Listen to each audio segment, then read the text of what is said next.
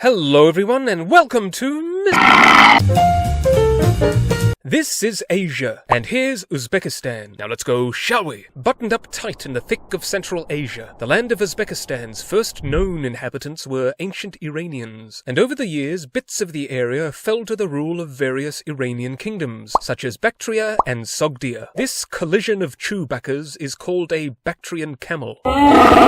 Anyway, these kingdoms profited by their location on the Silk Road trade route stretching across Eurasia. Excuse me, but is this the part where you talk about invasions and wars? Because I don't want to hear about any of that. Not to fear, Becky. I was just going to talk about art. Good. And then the Persians invaded, and the region became part of the Achaemenid Empire. Then along came Alexander the Great, and Greek rule ensued. Then the Yuja invaded from the east, and established the Kushan Empire.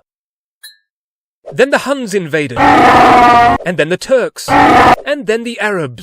Arab influence spread the religion of Islam, and the scholar who compiled the most important hadith collection was from the city of Bukhara in present-day Uzbekistan. With the return to Iranian rule, Persian culture permeated Central Asia and deeply influenced the Turkic peoples, who regained control, and Central Asia steadily became ethnically and linguistically more and more Turkic. In the 1200s, the Mongols invaded, and slaughtered and destroyed and conquered. One of these segments of the Mongol Empire, the Golden Horde, had as its greatest ruler Uzbek Khan, whom some believe the Uzbek people are named after. And it was within the borders of future Uzbekistan that the Turco-Mongol leader Timur, or Tamerlane, was born. He set out and conquered a big empire, employing the utmost cruelty and ruthlessness in doing so. For example, after capturing the Persian city of Isfahan, he massacred the inhabitants and had 28 towers constructed, each consisting of 1,500 severed heads. Though highly skilled as a general and presiding over cultural and intellectual flourishment in cities like Samarkand, Timur was not much of a governor, and the lands he conquered were not developed, merely plundered, and so his empire did not stay strong for long. In the early 1500s, the Uzbeks invaded the land and established a state, with Bukhara as its capital, a city which was and had long been a major center of the Central Asian Islamic slave trade, trafficking in captives from Persia, Eastern Europe, and India. 3 states came to rule the region, and then, don't tell me, the Russian Empire invaded, and Uzbek lands became part of Russian Turkestan. Modernization was introduced, but while the Russians officially terminated the slave trade, it still continued well into the 20th century. When Russia entered into its Soviet era, religion in Uzbekistan was repressed, but education and literacy were promoted. Many thousands of Uzbeks fought with Stalin's Red Army against the Third Reich in the Second World War, and Uzbeks also fought in the Soviet-Afghan War. As the Soviet Union collapsed, Uzbekistan declared independence in 1991, and Islom Karimov became the first president. He presided over an authoritarian regime rife with corruption and human rights abuses. His successor thankfully introduced a number of reforms. Anyway, Uzbekistan today has a high level of human development